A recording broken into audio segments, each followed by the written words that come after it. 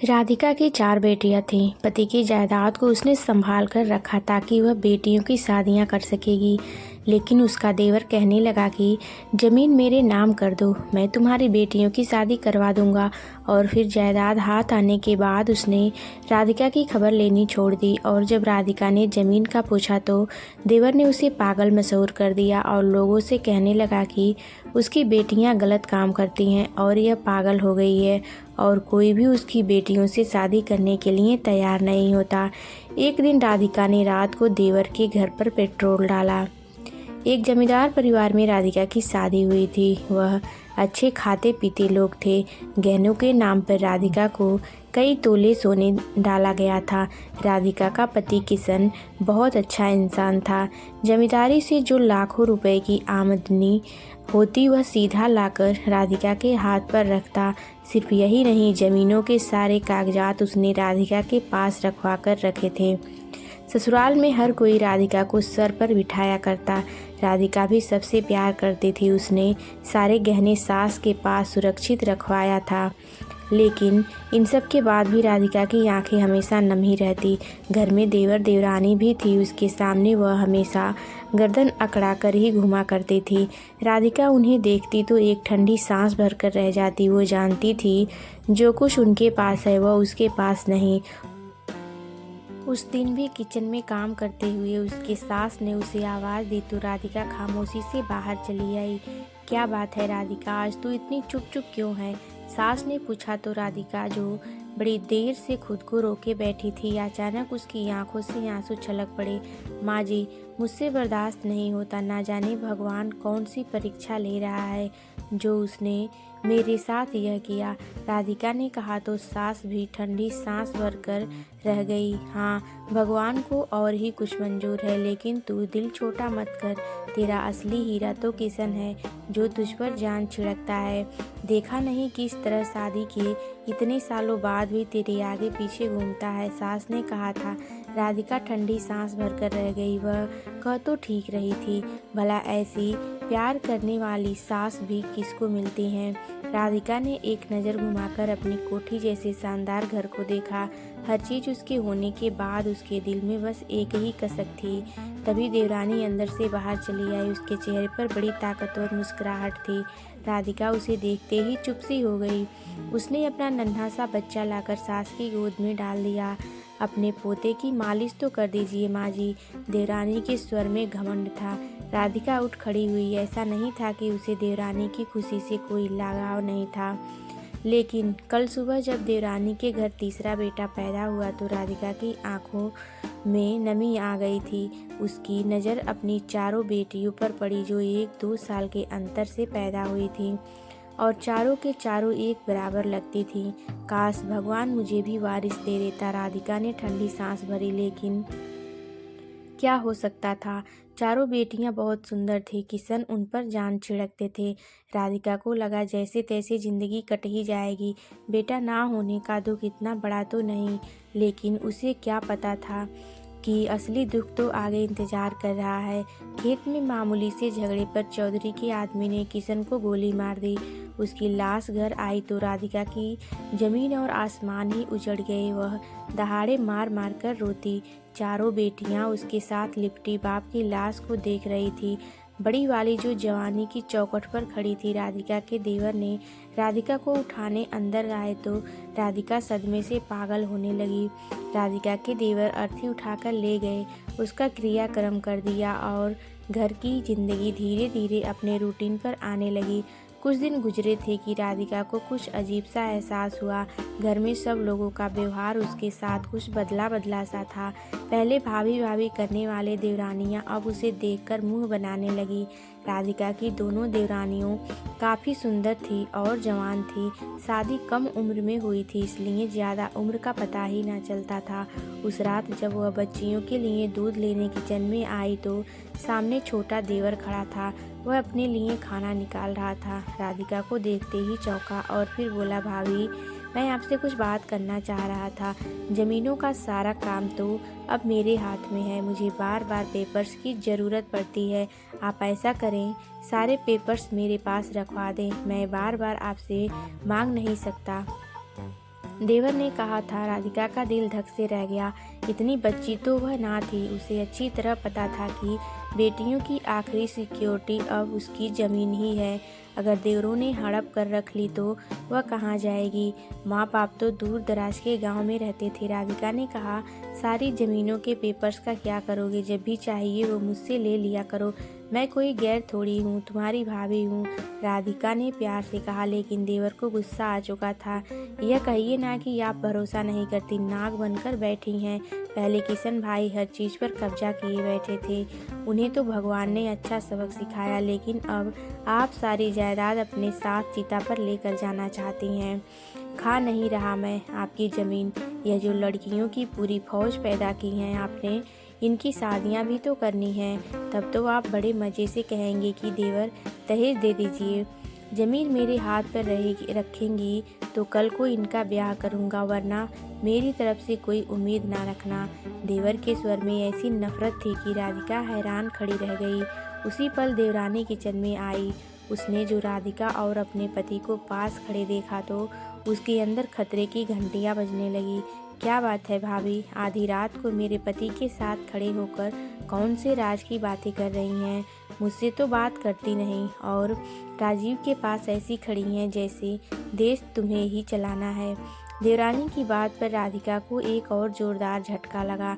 यह कैसी बातें कर रही हो? राधिका के स्वर में गुस्सा था, लेकिन देवरानी सर झटक कर पति का खाना उठाकर उसे जाने का इशारा करने लगी और देवरानी दोनों किचन से निकल गए तो राधिका की आंखों में आंसू आ गए। दोनों ने एक ही दिन में ऐसा रंग बदला था कि वह खुद हैरान हो गई थी। खामोशी से वापस अपने कमरे में आकर लेट गई। मगर देवर तो पूरी तैयारी कर चुके थे। घर के खर्च के पैसे जो पहले राधिका को दिए जाते थे, अब वह लोग अपनी पत्नियों को देने लगे। जमीन से आमदनी पहले ही की तरह होती थी, लेकिन राधिका रुपयों के लिए तरस गई। बच्चियों के स्कूल की फीस इकट्ठी होने लगी। 3 महीने गुजरे तो राधिका ज़रूरत की हर चीज़ के लिए मजबूर हो गई। थक हार कर उसने एक बार फिर देवर को आवाज़ लगाई, मुझे कुछ पैसों की ज़रूरत है। मेरी बेटियों के पहनने वाले सारे कपड़े ख़त्म हो गए हैं। फटे हुए कपड़े पहने हुए हैं, अच्छा नहीं लगता, लड़की हैं। राधिका ने कहा तो देवर अचानक पलटा, पैसे पेड़ों पर नहीं लगते, जहाँ से तोड़कर ला दूँ। ज़मीनों से आते हैं और ज़मीनों के पेपर्स आप मेरे हवाले कर दें तो ज़मीनों की कमाई भी आपको मिलना शुरू हो जाएगी, वरना भूल जाएं कि वहाँ से 1 रुपया भी लाकर आपको दूंगा। मेहनत वहाँ मैं करता हूँ तो वहाँ की कमाई खाने का अधिकार भी सिर्फ मेरे बच्चों को है। देव ने कहा तो राधिका की आंखों में आंसू आने लगे। सास भी बाहर चारपाई पर खामोशी से बैठी थी। राधिका लपक कर सास के पास गई। माँ जी, इन लोगों को बोलें कि मुझे मेरा अधिकार लाकर दिया करें। राधिका फूट फूट कर रो दी, लेकिन सास ने मुंह दूसरी ओर कर लिया था। अब उसका फ़ायदा छोटी बहू के साथ बनाकर रखने में था। राधिका पर चारों तरफ से इतना दबाव डाला गया कि इस बेचारी ने अलमारी में रखे हुए सारे पेपर्स निकालकर देवर के हाथ में थमा दिए। बड़े देवर के होठों पर मुस्कुराहट दौड़ गई। यह आपने अच्छा फैसला किया। भला भाई की बेटियां भी तो मेरी ही बेटियां हैं। कल को इनकी शादी के खर्चे इसी जायदाद से पूरे होंगे। ज़मीनों के पेपर्स लेकर देवर मुस्कुराता हुआ अंदर चला गया। राधिका को लगा जायदाद देवर के हवाले करके अब उसकी ज़िंदगी में आराम हो जाएगा, लेकिन हालात पहले से भी खराब हो गए। उस दिन राधिका खामोशी से अपने कमरे में लेटी थी। जब उसकी छोटी बेटी रोते हुए कमरे में आई, उसके चेहरे पर थप्पड़ का निशान था। बच्ची बुरी तरह से रो रही थी। राधिका घबरा कर उठी। क्या बात है बेटा, क्यों रो रही हो? उसने कहा तो बच्ची ने आंसुओं के बीच बताया, चाची किचन में खाना बना रही थी। मैंने खाना मांगा तो उन्होंने मुझे जोर से थप्पड़ मारा और साथ में कहा कि भूखी हर समय खाना मांगती रहती है, यहाँ से चले जाओ। बच्ची ने मासूमियत से बता दिया, लेकिन राधिका दंग रह गई थी। वह फौरन कमरे से बाहर निकलकर किचन में आई, जहाँ देवरानी खाना बना रही थी। उसने अपने दोनों बेटों को किचन में ही बिठा रखा था और उनके हाथ में खीर की कटोरियाँ थीं। राधिका के दिल को कुछ हुआ। वो बोली, मेरी बेटी खाना मांगने आई थी तो तुम उसे भी खाना दे देती, उसे थप्पड़ क्यों मारा? राधिका की आवाज़ में दुख था। देवरानी अचानक पलटी और बोली, महारानी, पहले ही तुम्हारे और तुम्हारे बच्चों के खाने पूरे करके हम तो कंगाल हो गए हैं। पति को तो मारकर स्वर्ग भिजवा दिया और खुद अपने हमारे सर पर खड़ी हो। ना काम की ना काज की, दुश्मन अनाज की। सारा दिन पलंग तोड़ती रहती हो और तुम्हारे बच्चे खाना खाते रहते हैं। जब बनेगा तो दे दूंगी खाना, अभी जाओ यहाँ से। उसने राधिका से ऐसे बात की जैसे किसी नौकर से बात की जाती है। सास भी बाहर तख्त पर बैठी थी। सारी आवाज़ें उस तक भी गई थी, लेकिन उसने मुंह से एक शब्द भी ना निकाला। राधिका हैरत से झटके से संभली तो दिल थामकर वापस अंदर चली आई। घर में उसकी और उसकी बेटियों की हैसियत दिन पर दिन कम होती जा रही थी। देवरानियों का जब जी चाहता उसकी बेटियों को ढूंढ कर रख देती। घर में पहले 2-2 काम वाली आया करती थी, उन्हें हटा दिया गया और अब राधिका की बेटियों से ही घर का काम काज करवाया जाने लगा। बड़ी दोनों बेटियां जवान हो चुकी थीं, जबकि छोटी दोनों बेटियां 12 और 13 साल की थीं। राधिका को कहीं सुख नज़र नहीं आता था। मायके वाले दूर थे और गरीब भी थे, उनके हाथ में कुछ न था। थक कर उसने यही सोचा कि जल्द से जल्द बेटियों की शादियां कर दी जाएं ताकि कुछ हालात बेहतर हो जाएं। उसने आस पड़ोस में जितने जानने वाले थे उन सबसे बेटियों का रिश्ता लाने के लिए कह दिया, लेकिन अब वह हैरान थी। बेटियां होशियार और सुंदर थीं, लेकिन उसके बाद भी उनका रिश्ता ही ना आता। आखिरकार राधिका की प्रार्थनाएं रंग लाई और एक दिन गांव के एक अच्छे घर से उसकी बड़ी बेटी का रिश्ता आ गया। राधिका बहुत खुश थी। उसने आवाभगत में कोई कमी ना छोड़ी। वह औरत कुछ देर तक तो बैठी रही, मकान को देखने लगी। घर तो बड़ा शानदार बनवाया है, जरूर इसमें तुम्हारे देवर का भी हिस्सा होगा, उसने कहा तो राधिका ने सिर हिला दिया। यह मकान मेरे पति ने ही बनाया था, लेकिन देवर भी साथ ही रहते हैं, वह बोलती तो औरत सीधी होकर बैठ गई। तुम्हारी बेटी बहुत प्यारी है, हमें रिश्ता करने में कोई आपत्ति नहीं। हमें पता है कि तुम उसके नाम पर अच्छी खासी ज़मीन करोगी। दरअसल मेरा बेटा चाहता है कि वह ऐसी लड़की से शादी करे जो अपने साथ ज़मीन भी लाए। तुम ऐसा करो, अपने पति की ज़मीन में से कुछ ज़मीन अपनी बेटी के नाम कर दो। भले तुम दहेज में और कुछ मत देना, दोनों पति पत्नी के ही काम आएगी। औरत ने साफ कह दिया कि अगर ज़मीन ना हुई तो वह बेटी का रिश्ता नहीं करेंगी। राधिका खामोश सी हो गई। जमीन तो वो पहले ही देवर को दे चुकी थी। वो औरत चली गई तो राधिका सोचती रही। उसके पति की अच्छी खासी जमीन थी, अगर उसमें से कुछ जमीन वो अपनी बेटी को दे देती तो उसे कोई कमी तो ना हो जानी थी। उस रात देवर वापस आया तो राधिका उनके कमरे में चली गई। दस्तक देकर वह अंदर गई तो देवर देवरानी दोनों चौंक उठी। क्या बात है भाभी, आप यहाँ रात के समय क्या कर रही हैं? देवरानी ने चिढ़कर पूछा। वैसे भी अपने पति के आसपास वह राधिका को सहन नहीं करती थी, लेकिन राधिका तो सोच कर आई थी, मैं पूजा का रिश्ता देख रही हूँ, लेकिन जो भी रिश्ता आता है वह लोग साथ में ज़मीन मांगते हैं। जो ज़मीन किशन के नाम की है वह तुम मुझे वापस कर दो ताकि मैं अपनी बेटियों की शादी कर सकूं। इस तरह तो वह घर बैठी बूढ़ी हो जाएंगी और उनका कहीं रिश्ता नहीं होगा। पूजा 16वें साल में लग चुकी है, 1-2 सालों बाद वैसे ही उसकी शादी तो करनी है। राधिका ने कहा तो देवर के चेहरे का रंग ही उड़ गया। जमीन आपको दे दूं? जमीन के नाम पर है ही क्या? 2-4 एकड़ जमीन थी जो भाई ने खरीदी, वह भी अपनी अयासी के चक्कर में उड़ा दी। मैंने अपने पैसों से बाकी सारी ज़मीनें खरीदी हैं, जिनकी आमदनी से ही यह सारा घर चल रहा है, लेकिन आप हैं कि यह सोचकर बैठी हैं कि सारा ज़मीन जायदाद आपके नाम पर है। एक फूटी कौड़ी नहीं दूंगा मैं आपको। बेटियों की शादी करनी है तो ऐसे ही करें, नहीं तो निकल जाएं मेरे घर से। वैसे भी पति के मरने के बाद आपका इस घर में क्या रह गया है? ना जाने किस लालच में आप यहाँ पर बैठी हुई हैं। देवर ज़्यादा बदतमीजी करने लगा। देवरानी तो मुस्कुरा रही थी, मगर राधिका की आंखों में आंसू आने लगे। तुम ऐसा कैसे कर सकते हो? मैं तुम्हारे भाई की विधवा हूँ। यह सब जमीन और जायदाद तुम्हारे भाई ने बनाई थी। तुम सब कब्जा करने के चक्कर में खूनी रिश्ते को ही भूल गए हो। मुझे मेरी बेटी के हिस्से की ज़मीन दो, वरना मैं तुम सबको जान से मार डालूंगी। राधिका का धैर्य अब जवाब दे चुका था। वह ज़ोर ज़ोर से चीखने लगी। देवर और देवरानी हक्का बक्का रह गए और फिर अचानक देवर अपनी जगह से उठा। हे भगवान भाभी, आप बिल्कुल पागल हो चुकी हैं और पागलपन में अपने होशो हवास खो चुकी हैं। पराए मर्दों के सामने आकर आप अपने शरीर की नुमाइश करती हैं ताकि कोई आपका सहारा बन जाए और आपके साथ शादी कर ले। मुझे तो सुमित्रा ने पहले ही बता दिया था कि आपकी नीयत खराब है, लेकिन मैं ही नहीं समझा।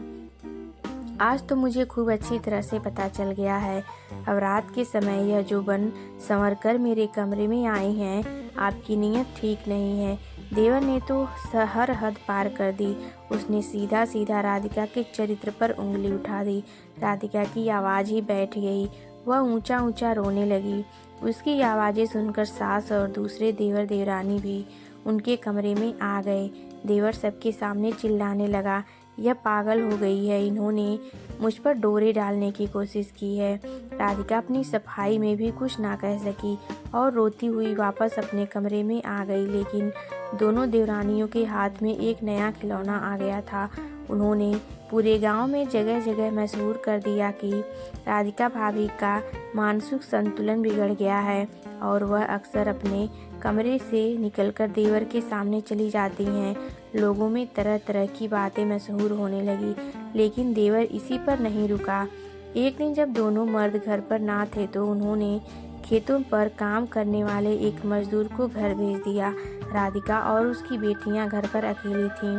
राधिका की बड़ी बेटी सफाई कर रही थी जब अचानक दरवाजे से वह मजदूर अंदर आया। वह जवान आदमी था। वह पूजा के सामने आकर खड़ा हो गया। राधिका की बेटी पूजा पहले तो हैरान हुई और फिर माँ को बुलाने के लिए अंदर जाने लगी, लेकिन ना जाने उस मर्द की नीयत क्या थी कि एकदम से उसने हाथ बढ़ाकर पूजा का हाथ थाम लिया। पूजा के होठों से एक चीख निकली और ठीक उसी पल उसने दरवाजे से देवर को अंदर आते हुए देखा। मैं तो पहले ही कहता था, माँ और बेटियाँ दोनों ही बदचलन हैं। पहले माँ हमारे ऊपर डोरी डालने की कोशिश करती थी और अब बेटियों ने पराए आदमियों को घर बुलाया है। कौन है यह बता दे। दोनों देवरों ने आगे बढ़कर राधिका की बेटी को मारना शुरू कर दिया। वह बेचारी कांपती जाती और रोती जाती और कहती, मुझे तो उसका पता ही नहीं, यह तो खुले दरवाजे से अंदर आ गया था और उसने आते ही मेरी कलाई पकड़ ली, जबकि वह मर्द फौरन वहां से रफू चक्कर हो गया था। राधिका भी बेटी की आवाज़ें सुनकर अंदर से बाहर निकल आई। पूरा घर इकट्ठा हो गया। राधिका के दोनों देवर चीख चीख कर कह रहे थे कि उसकी बेटी पराए मर्दों को घर में बुलाती है, गलत काम करती है, क्योंकि इन्हें ज़्यादा पैसे का लालच है।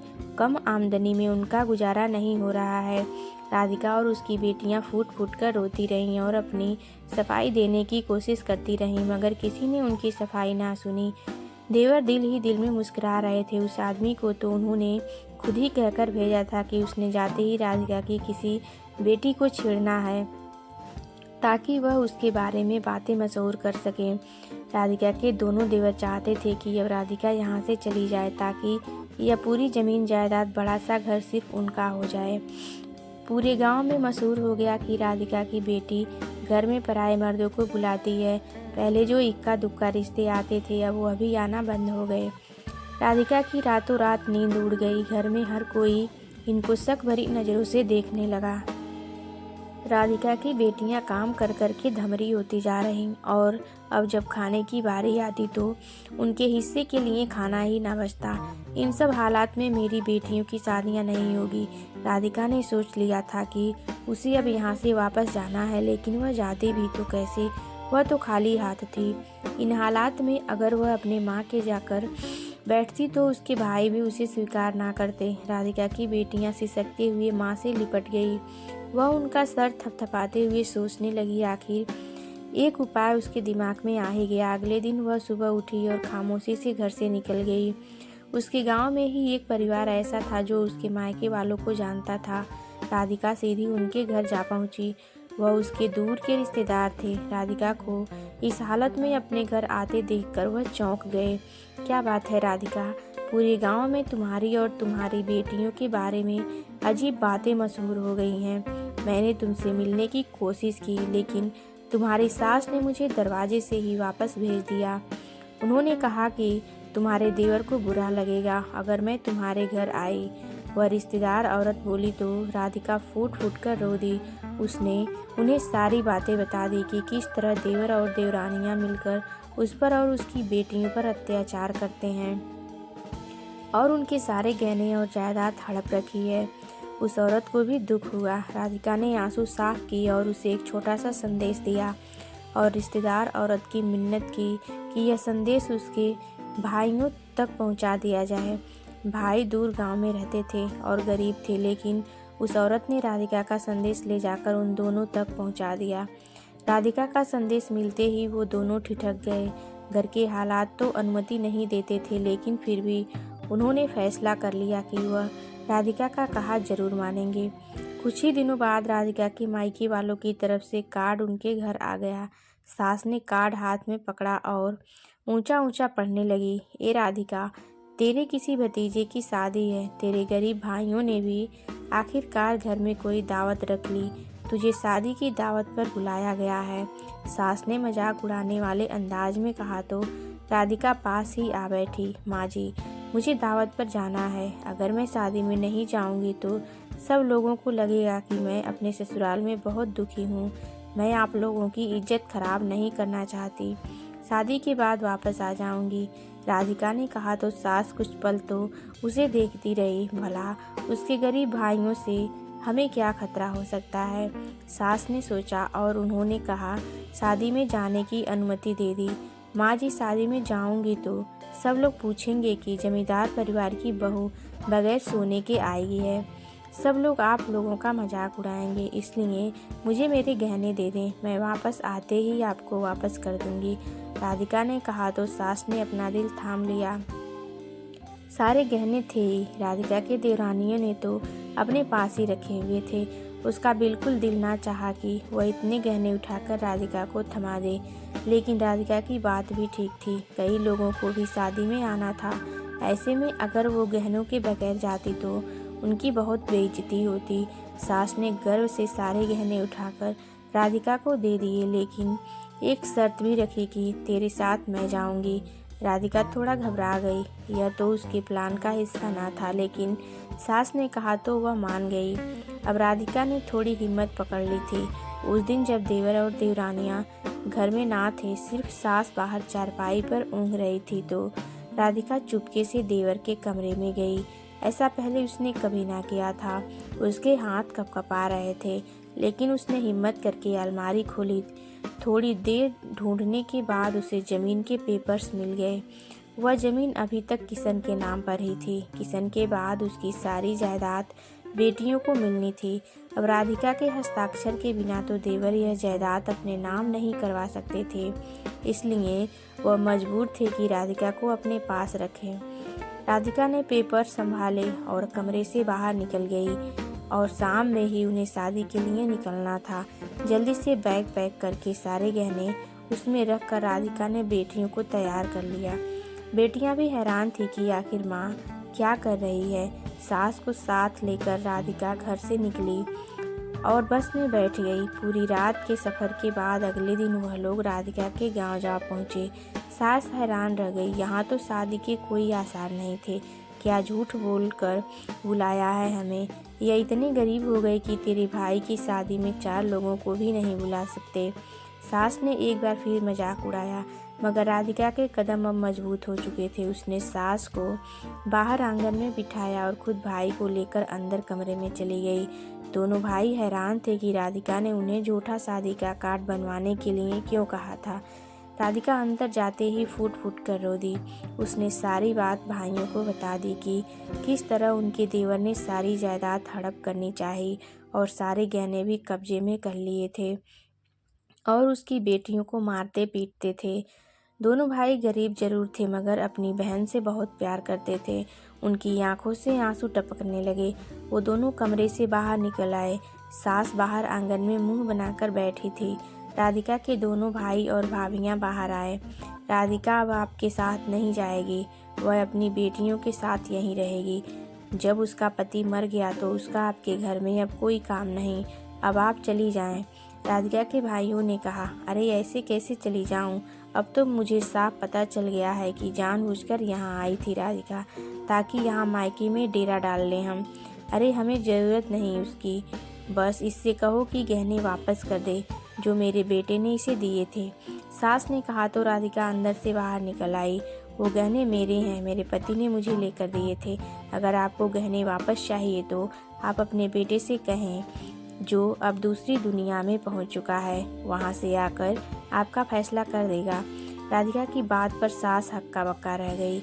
इतने लोगों के बीच में वह अकेली थी। अब उसे एहसास हो रहा था कि राधिका उसे साथ लेकर क्यों आई थी। उसका जी भरकर बेइज्जती हो रही थी। राधिका के भाइयों ने उसे पकड़कर घर से बाहर निकाल दिया। सास तिलमिलाकर रह गई, लेकिन ना चाहते हुए भी गाड़ी में बैठकर वापस आ गई। राधिका के देवर और देवरानी को जब बात पता चली कि राधिका जमीनों के पेपर्स ले गई है और सारा सोना भी, तो उनके पैरों के नीचे से जमीन निकल गई। उन्होंने अपने आदमी राधिका के भाइयों को पकड़ने के लिए दौड़ाया, लेकिन तब तक राधिका के भाई मजबूत हो चुके थे। राधिका की इतनी जमीनों में से कुछ जमीन बेचकर उन्होंने अपनी स्थिति मजबूत कर ली थी। यह मामूली सा बलिदान था जो राधिका ने अपने भाइयों का दिल नरम करने के लिए दिया था, और भाई भाभी भी उसे सर आंखों पर बिठाते थे। राधिका की जमीनें अब कानूनी तौर पर उसकी थी। वहां से मिलने वाली सारी कमाई राधिका को मिला करती।